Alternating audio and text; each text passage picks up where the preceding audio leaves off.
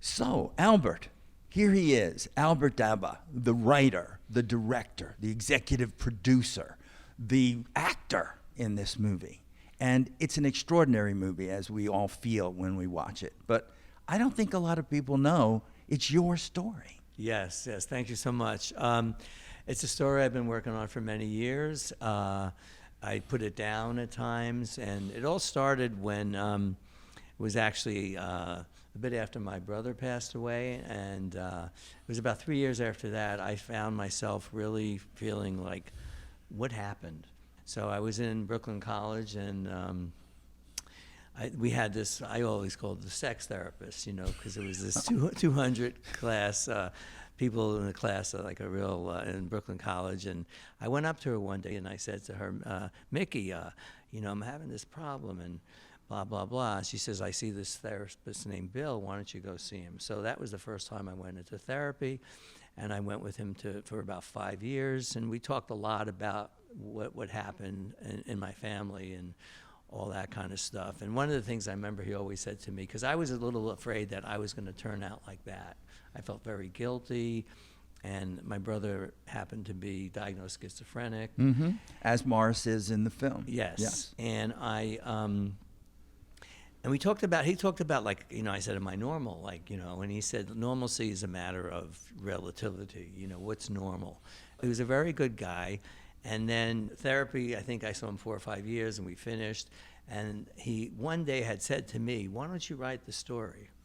Because he liked the way I described everything, I guess. And I then called him about a year later and said, Bill, you had mentioned to me about writing a story about it, and I know you wrote a book on psychology, and so we talked about it, and we did, and he said, why don't we work on an outline? So we met for about 5 times, and we wrote out an outline of what I had told him, what he remembered. And then I put it away. And then I started writing it and and then I wrote an outline, and then I was trying to get someone to write it.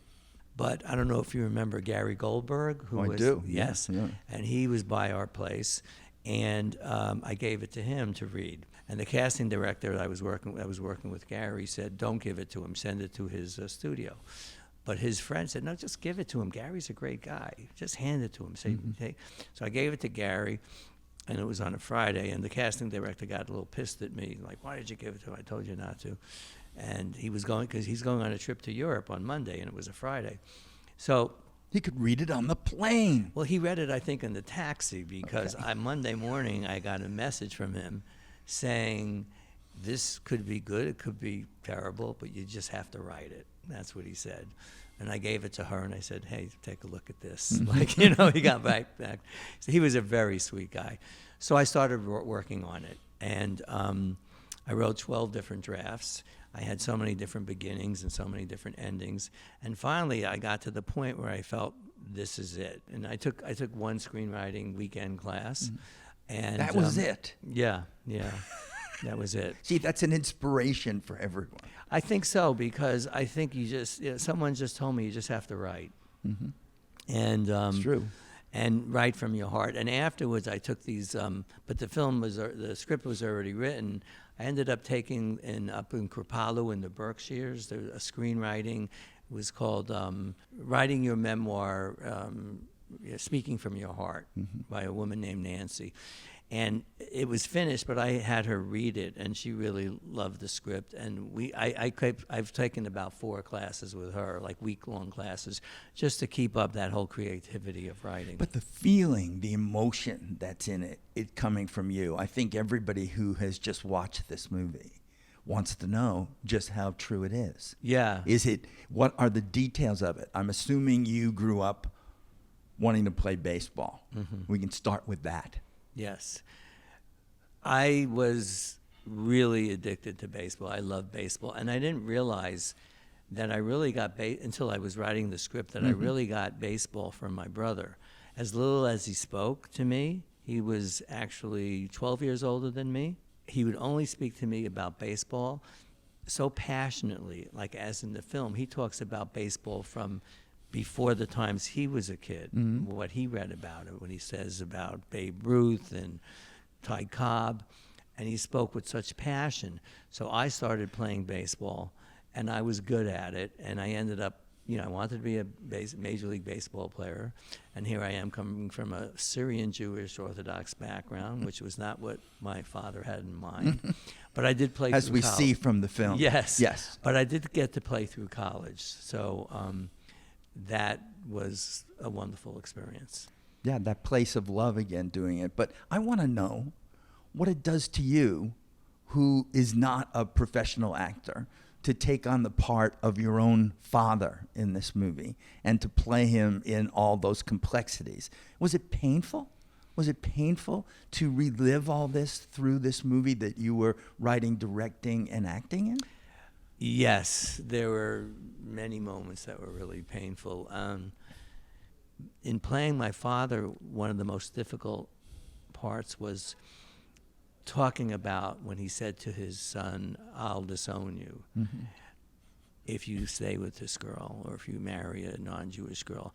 Because I kept thinking to myself, what did that feel like for him to say that?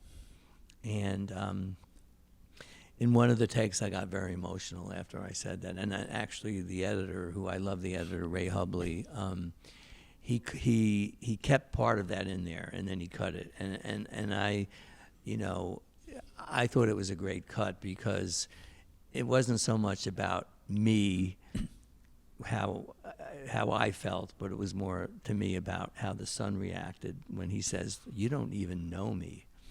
And then that's the way I felt about it. Like the father really never knew who his son was. You never went to a baseball game. Never went to a game, and that's the truth. And that always hurt, and because it was my passion. Not a scene I was in, but the first thing that comes to my mind when we shot the scene with the young boy who was, me as a youngster. We shot it when he's in the room talking to his brother about the game he just played of baseball and how much he loved it. And we actually shot it we shot the film 10 days in my grandmother's house, which then belonged to my aunt. So it was perfect because it looked like it was right out of the 60s.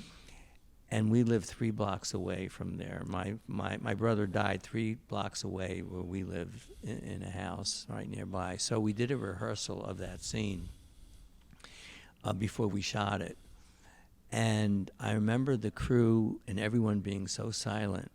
And I felt the emotion in that room that it was hard for me to say, "Cut," before we were going to shoot it. And I said, I got to leave for a minute. And I went and I walked out of the house, and I walked for about 5 blocks. And that's when I realized this happened right over here where my brother died. And that was one of the most emotional parts of the film for me. But people watching the movie too are going to say, did you pursue this professional career as a baseball player? When did it stop that you didn't do it? It stopped after college. But the one thing I love is I did pass it on to my son, and he also played through college, but he was a much better player than I was. And my kids I have 3 kids, and we always go. I have season tickets for the Yankees, and they rotate. We always go. It's still there. It's very It's there. in the DNA. Yeah. In a good way. You can't really see this movie and be somebody who has no passionate response to it. That's the great thing about it. I see a lot of movies where they're Hollywood formula, and the movie's over, and you say to your friends or your wife and husband, "Where do we go eat?" Here, you want to talk about this. Well, I'm glad you said that, because what I find the most exciting thing about the movie now is showing it to a live audience and doing a talk back and a Q&A. I find it's like just open discussion, and people are opening up. In London, I'll never forget, they introduced me before the film that I was the filmmaker. So I'm walking out at the end of the film, and this woman who was probably in her 60s walks towards me with her arms wide open, like I've never seen, and gives me this tremendous hug and holds on to me. And her husband's right beside her. And she goes, what a beautiful mitzvah you have done. What a great film you've just put together. And then her husband says, he says, I'm 54, I'm a doctor, and I lost my best friend who was a doctor at 44 to suicide. And then we talked about it. So stuff like that would come up. And I see how many people that, how much suicide affects people, and how many people, like it affects everyone to some degree. Oh, yes, because the people that are still living have to cope with that. But I think people watching this movie want to know more about what they can do. There's this organization, SAVE, too. SAVE, yes. Basically, they're about education and saving lives and reducing the stigma of mental illness. So we were calling a lot of mental health places at one point to get basically a partner. And this amazing gentleman named Dr. Dan Reidenberg gets on the phone. I explained to him about the film. He seemed very interested. He goes, I'm going to be in New York next week. Could you send me the script? I sent him the script. He came to my office right here, and we talked for a little bit, and then finally I said, so what'd you think of the script? His first response was, well, there was a typo on page 110. Great. So That's I said, what all writers love to hear when we want an emotional response. we should have checked that. Check that, right. So then he said, Albert, I really love the script. I felt it was authentic. I get asked all the time by directors, writers, authors for books, commercials, documentaries, features, to be a partner with a film, meaning a fiscal partner that we can open it up for donations. But more than that, for me, it was a validation of all the work I put in. And then when we finished it, again, he's in Minnesota, I said, I can send you a link, but I'd rather you see it on a big screen, so let me know what you think. He goes, I'm going to go with you, Albert. I'll wait till I'm, come to New York. And I had a special screening that he was there, and he loved it. But you bring up a really, I think, interesting and profound point about the stigma. Because if people come into this movie, they have no experience of suicide except out of the movies, not in their own families. They don't know what to do. Other people have. They know somebody or they did it. Nobody knows, and I'm speaking for myself, what to do about those feelings. Where do they go? The guilt that you might feel because you couldn't save somebody who did this. What can people who are feeling these things after seeing your movie do? Well, I think what I hope for people to do is to better understand it. It's like trying to think of what it's like to be in someone else's shoes and to be more empathic when you speak to a friend or someone you might know and they say something that you go, that sounds a little strange or a little off. And the best thing, which I heard a therapist say at one of our talkbacks, was if there is because someone asked me, if someone sees this film and is very depressed, how could the film help me? So she said, what you want to do is talk to that person and ask them what they need. And if the person says, I need to eat 10 gallons of chocolate mint ice cream right now, all right, let's do it. And the idea she's saying is to be vulnerable with them, to try to get to the point where they're feeling, like to open up, to help them open up. And I believe that has gotten me to where I am, is that when I can talk to someone and open up, it gives them the opportunity and again to open up about themselves. I think that's what this movie does. People can't see it, like I was saying before, without wanting to talk to somebody about it afterwards. You want to deal with those feelings that they raise. And yet, there's something hopeful about Extra Innings. That's why I love the title. It's in a sense that it's not over. We think it's over, but it's not. Is that where it comes from? Well, it's so interesting you say that because, so I've studied acting on and off, and I studied, the last teacher I studied with was Terry Schreiber. I went to him once, and I loved acting, and I said, Terry, I don't know how I come off as an actor. It's so hard to tell. I love it, but I don't know. I've been away from it, now I'm back into it. He goes, there's this guy named Sam Christensen. He specializes in doing seminars on how one can see himself. So I took this seminar. It was like only 8 people, and it was 4 straight days with Sam. And it was one of the most wonderful experiences I ever had. He gave everyone a couple of sentences of how they see you. And one of them was, for me, you know what I love? Extra innings.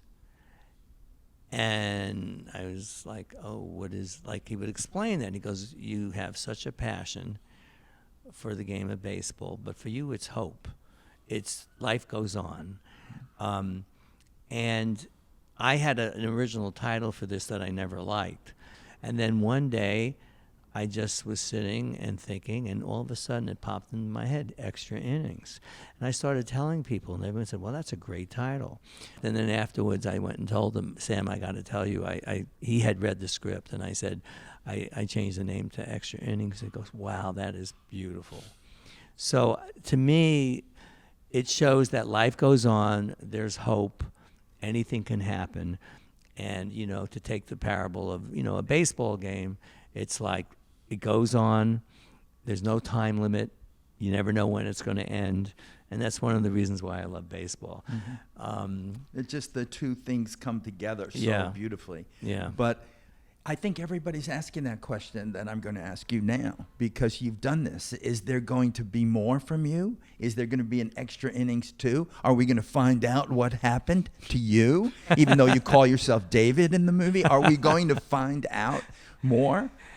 What has this done to you as a person, as a human being, in terms of wanting to continue? Well, first of all, it felt great to complete this. And the first time I showed it to was cast and crew and friends and family, it was really a truly an experience I'll never forget, because I had friends that knew I was working on this for years. I got a really wonderful reaction. I felt really good about it. People were calling me the next day and saying, I couldn't believe you finally did it. You've been working on this for so long, and I love the way this and that happened. And some people said, I never knew this happened in your family.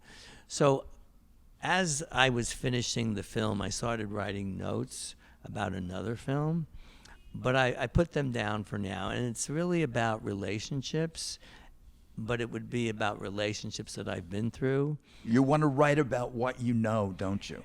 Well, I think that's, you know, when you can write something that you know, and you can put your heart into it. And I've noticed people saying to me they really love when they see it's based on a true story. Mm-hmm. Of course, it still has to be good, but it makes it easier for me, I think, to write. What's the best reaction that you can imagine for an audience to have to Extra Innings? Well, I had one real nice reaction, like from my ego. Well, we can do that. Yeah, sure. Let's have one of those. We, at the end of a talk back, this one man stands up. He says, I don't have a question.